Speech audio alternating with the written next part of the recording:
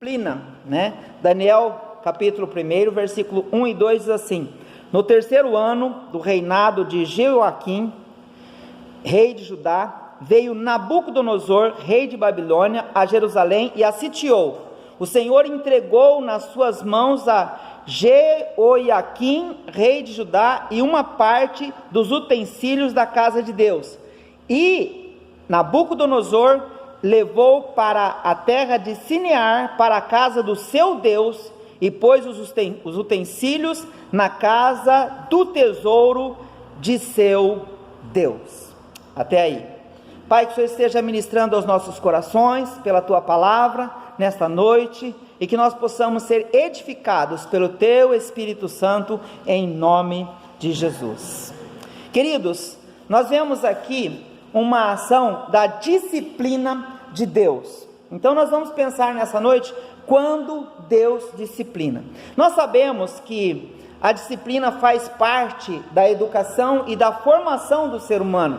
Vivemos uma época complicada, em que a disciplina está sendo negada e renegada muitas vezes pela psicologia. E aí o que nós temos? Pessoas, adolescentes e até crianças rebeldes, porque não têm o ensinamento. Eu dei aula durante 6 anos em uma escola particular e a gente não podia corrigir os meninos na sala de aula. Então é meio complicado isso. A gente percebe então que está havendo um relaxo na disciplina. Quando a gente fala em disciplina, nós não estamos falando em surra, nós estamos falando em correção. E Deus, Ele usava e usa de disciplina para conter o seu povo. A gente percebe então no Antigo Testamento vários momentos em que o povo de Israel se desvia da verdade, e aí eles eram entregues aos seus inimigos. E um desses momentos está registrado aqui em Daniel, né? Quando houve aqui a invasão de Nabucodonosor, ele sitiou Jerusalém e trouxe várias pessoas para serem seus servos ali na Babilônia, e ali Jerusalém ficou então nas mãos de Nabucodonosor. Agora a gente percebe que essa disciplina que Deus traz sobre o seu povo, existe algumas finalidades. Primeiro, Deus disciplina o seu povo quando ele desobedece. A Bíblia diz lá em Deuteronômio 28, que em decorrência da obediência, nós seremos abençoados, e em decorrência da desobediência, vêm as maldições. E aí as pessoas falam, mas Deus amaldiçoa? Não. A desobediência gera a maldição. O que acontece? Quando você não está sendo protegido, você está sendo vulnerável, né? Às vezes a gente, para explicar esse fato, nós usamos o seguinte expediente: você coloca o seu filho sobre a mesa e fala assim, não pula, eu vou ali e já volto. Se ele pular, ele corre o risco de machucar. A desobediência gera consequência. E aí o povo de Deus, enquanto ele fazia a vontade de Deus, ele era abençoado, ele prosperava, ele era bem sucedido, ele era vitorioso nas batalhas. Mas a partir do momento que ele se desviava da presença de Deus, que ele se corrompia, ele começava a sofrer as consequências do seu erro e do seu desvio. Os reis, os sacerdotes e o povo mesmo estavam mergulhados num profundo pecado. Então Deus usa Nabucodonosor para disciplinar o seu povo. Então a causa principal da disciplina nunca foi o poder do inimigo, mas sim a fraqueza produzida pelo pecado, a consequência do erro. Na realidade, o povo de Judá, o rei de Judá, ele não caiu, ele foi entregue. A Bíblia diz aqui claramente que Deus, o Senhor, entregou nas suas mãos o rei de Judá e o povo. Então foi Deus quem entregou esse povo para a disciplina. E é interessante que nós sabemos que até hoje é assim, né? As pessoas que se afastam do Senhor, e muitas vezes as pessoas ainda dizem assim, Deus se esqueceu de mim. Não existe isso. A palavra de Deus é clara, diz assim, chegai-vos para mim e eu me chegarei para vós. E eu completo, afastai-vos de mim e eu estarei sendo afastado de vós. É algo meio que automático na nossa vida. Quando nós buscamos ao Senhor, nós o encontramos. O texto diz: buscar-me-eis e me achareis quando me buscardes de todo o vosso coração. Agora, quando nós abandonamos ao Senhor, quando nós não estamos buscando a palavra do Senhor, vem com certeza o juízo sobre as nossas vidas, como consequência da desobediência. Se você começar a analisar nesse aspecto, você percebe que a destruição de Jerusalém não foi por causa do poder do inimigo, não, foi por causa do pecado. A destruição do templo foi causa do afastamento de Deus.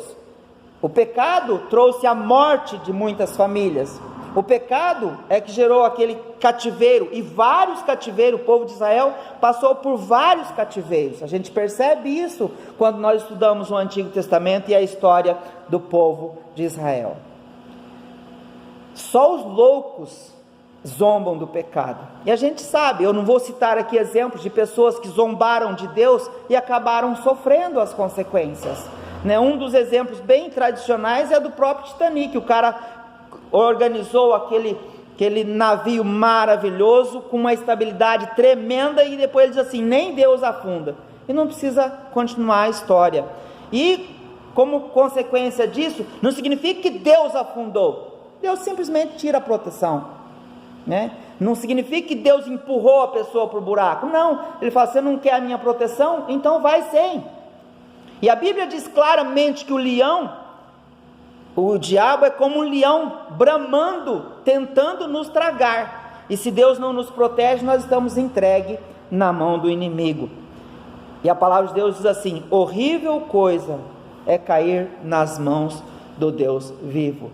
Então nós entendemos, queridos, que é melhor obedecer do que sacrificar. Segundo aspecto, Deus disciplina quando o seu povo se afasta da sua crença, da sua fé. É interessante que aqui, né, quando nós vemos a história do povo de Israel, teve um momento desse povo que eles começaram a confiar no templo e não em Deus, né? Jeremias condena isso. Jeremias diz assim: esse povo se reúne aqui com reuniões solenes, mas o seu coração está longe de mim. Deus fala isso, porque o povo estava colocando no lugar de Deus o templo. E a gente sabe hoje que tem pessoas que colocam a Bíblia como seu Deus. Eles têm a Bíblia como se fosse o Deus deles. A Bíblia é a palavra de Deus. Não adianta ter a Bíblia e não ter o Deus da Bíblia. Não adianta ter a palavra de Deus e não ter o Deus da palavra. Outros buscam apenas as bênçãos de Deus, mas não o Deus das bênçãos. E esse povo, nessa época, estava supervalorizando o templo. Então o que aconteceu? Deus permitiu que o templo fosse destruído para que eles voltassem à presença de Deus. Lá em 1 Samuel, capítulo 5, 1 Samuel 5, eu vou até ler uma parte aqui de 1 Samuel para você entender do que eu estou falando. Depois que os filisteus tomaram a arca de Deus, levaram-no de Ebenezer a Asdod. Então os filisteus carregaram a arca de Deus e introduziram na casa de Dagom e puseram junto a Dagom. Levantando-se, porém, de madrugada, os de Asdod, no dia seguinte, lá estava Dagom, caído com o rosto em terra diante da arca do Senhor. Olha só, o que aconteceu? A arca do Senhor sempre foi a vitória na guerra contra os seus inimigos. Neste momento, Deus permitiu que os filisteus levassem a arca. Eles levaram a arca do Senhor e colocaram no templo do Deus deles. E aí, quando eles de madrugada chegaram lá, o Deus deles estava caído com a cara no chão diante da arca do Senhor. Ou seja, a estátua que estava diante da arca plantou no chão.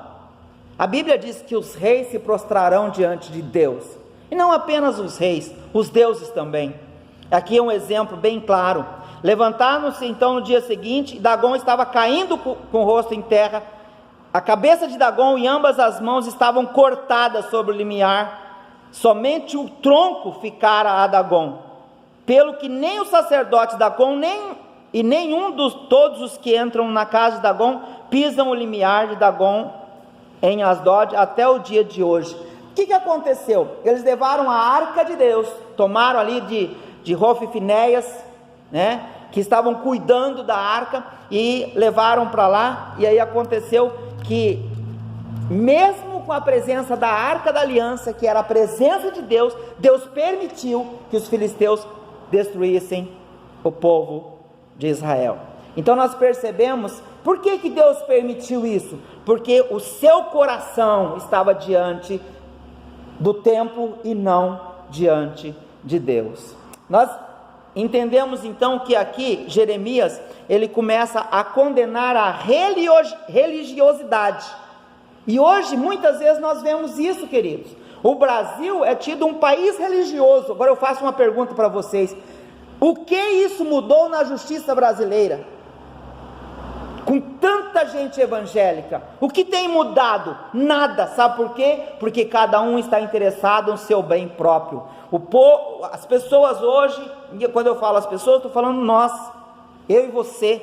Muitas vezes nós buscamos o nosso próprio interesse, nós olhamos para o nosso próprio umbigo, e aí as pessoas vão à igreja buscando bênçãos para si, prosperidade, e a gente vê, não poucas vezes, as pessoas dizendo assim: agora eu tenho 2 carros importados na garagem, eu tenho uma casa, eu tenho uma coisa. E Deus, aonde está nisso? E a palavra do Senhor, aonde está aí? Nós percebemos então que está havendo muita religiosidade sem Deus, e Deus não tolera isso.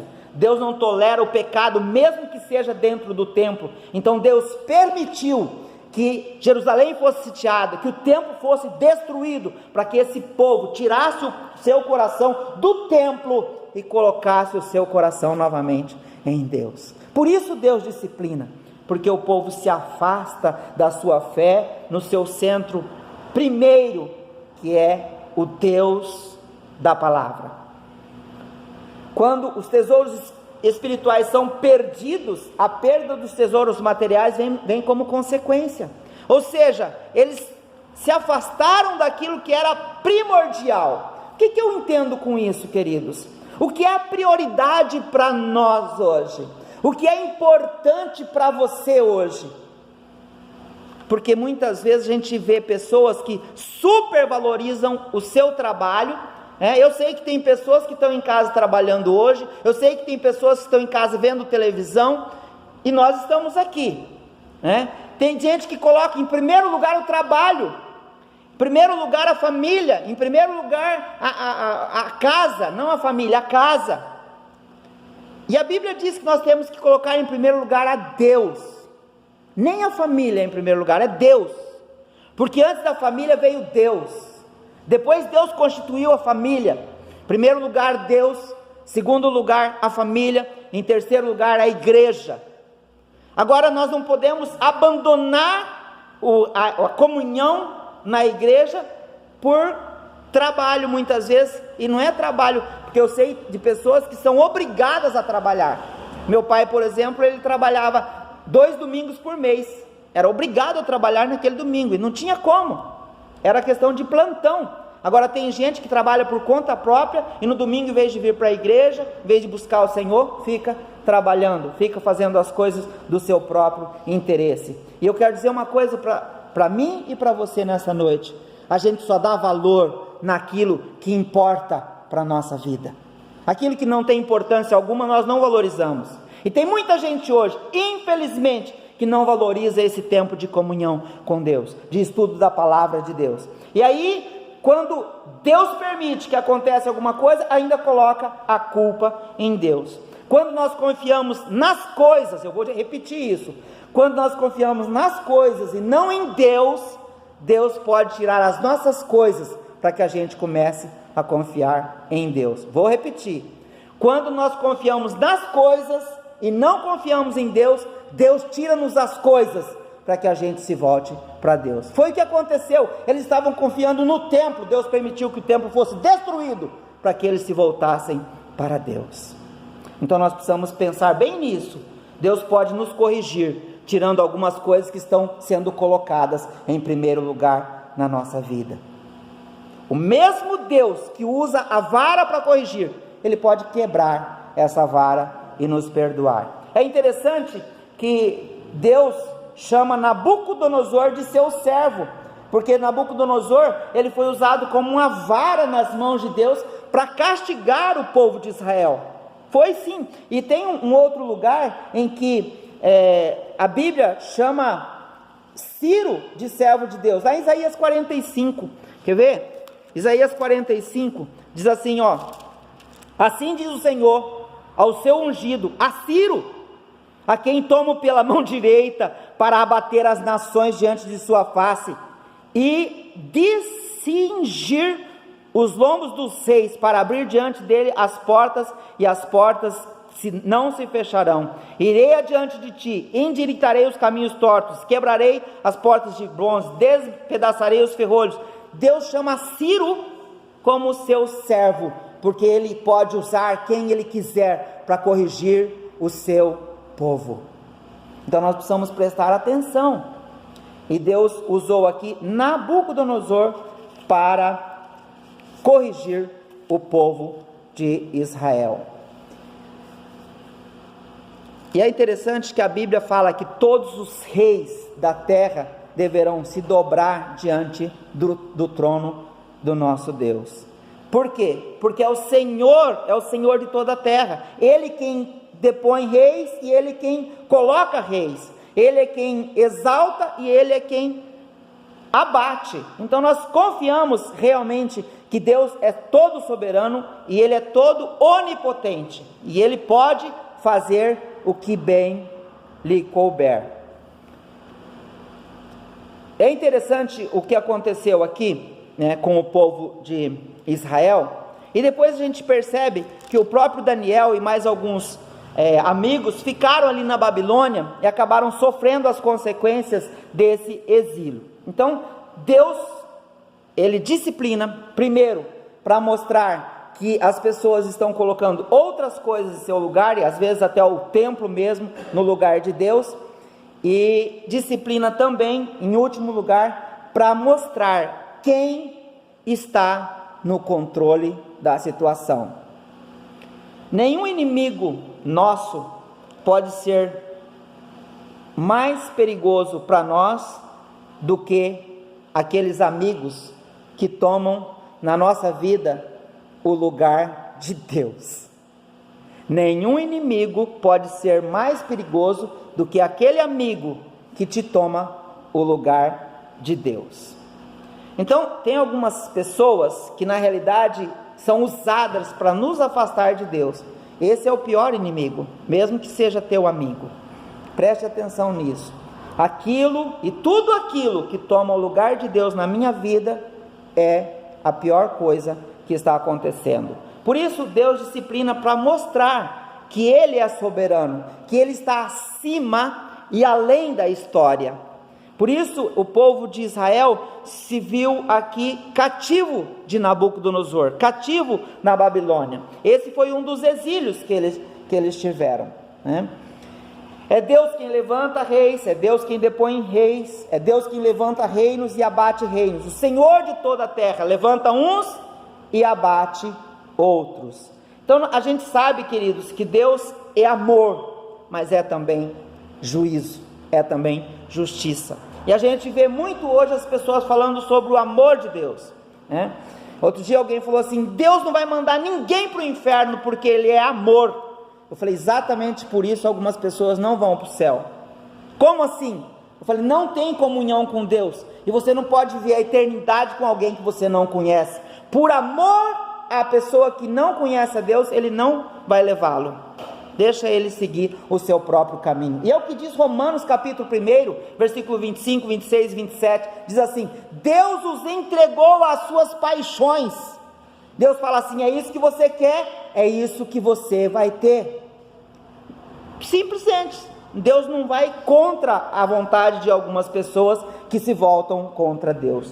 Deus permite então que muitas coisas que a gente ama acaba sendo tirada de nós, para que a gente possa aprender a depender somente de Deus. Uma coisa que nós temos visto hoje, queridos, e tem sido muito divulgado, é a fé mística.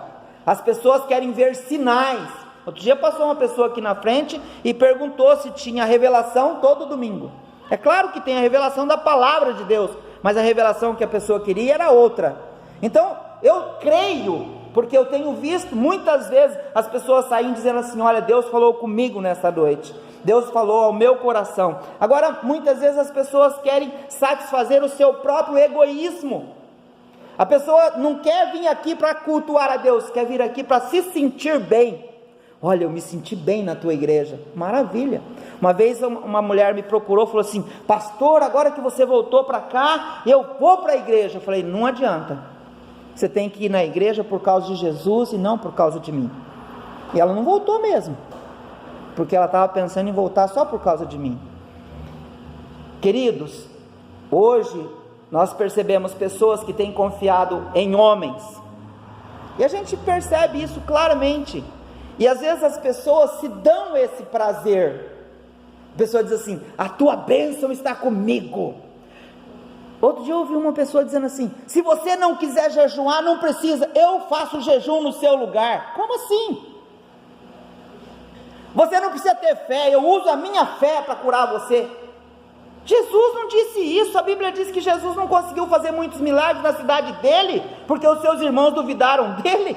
O cara é melhor do que Jesus.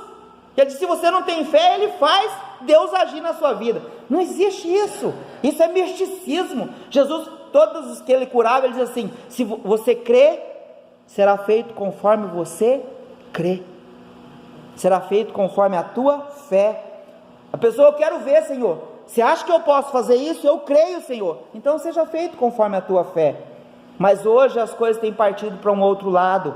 Nós temos perdido o centro da palavra e temos nos voltado para o homem, para as pessoas e para as construções.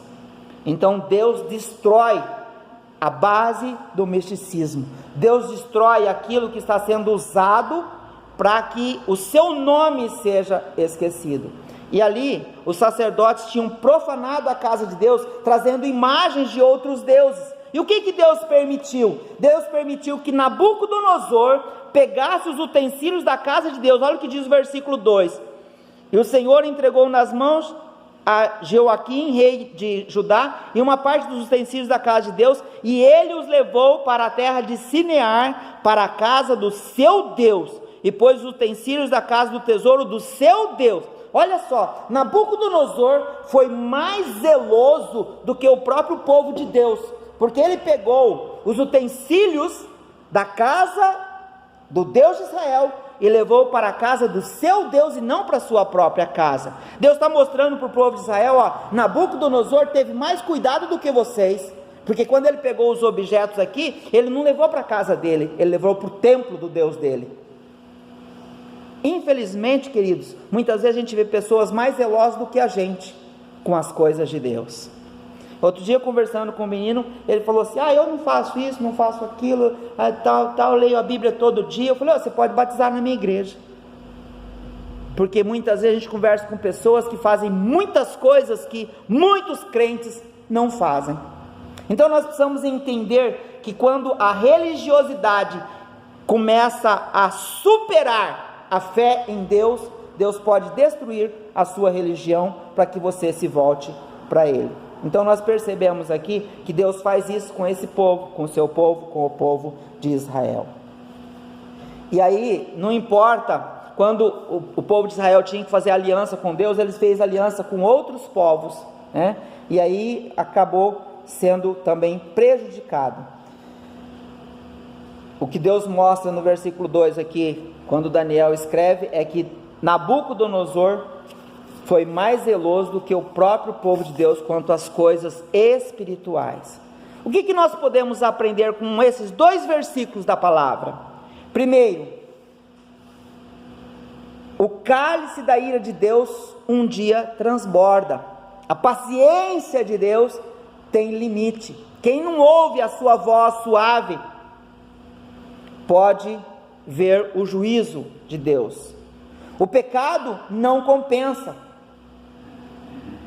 Ninguém pode escapar, ninguém pode zombar de Deus e sair ileso. Uma religião apenas de fachada não pode nos ajudar no dia da calamidade. O que pode nos ajudar é o Deus da palavra. Quando nós estamos na pior situação, nós não vamos buscar a igreja, nós vamos buscar a Deus. Seja onde for, onde você estiver, você pode clamar ao Senhor. O amor de Deus é visto até mesmo na disciplina. A Bíblia diz claramente: o pai que ama o seu filho corrige. Deus é soberano sobre as nações e sobre os povos. Então nós entendemos que a disciplina de Deus está condicionada à sua soberania, ao seu poder e ao seu amor, né? E o pai que ama, ele disciplina o seu filho, para que seu filho esteja voltando para o caminho certo. Então a gente entende, queridos, que todas as vezes que o povo de Deus foi exilado por desobediência, eles caíram na realidade e se voltaram para o Senhor. E hoje nós vemos muitas vezes as pessoas estão buscando muitas coisas, menos buscando a Deus. Porque se todas essas pessoas que se dizem evangélicos no nosso país buscassem a Deus de verdade e procurassem fazer a vontade do Senhor, nós teríamos um país maravilhoso para se viver. Porque já consta que é mais de 50% da população que é evangélica, né? E onde estão as mudanças?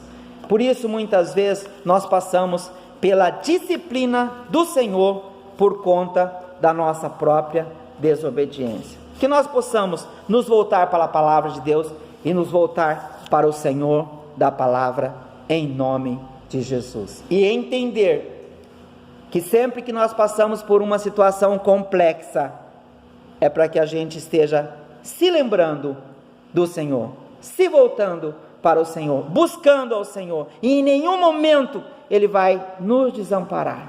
Amém? Que Deus nos abençoe grandemente, em nome de Jesus.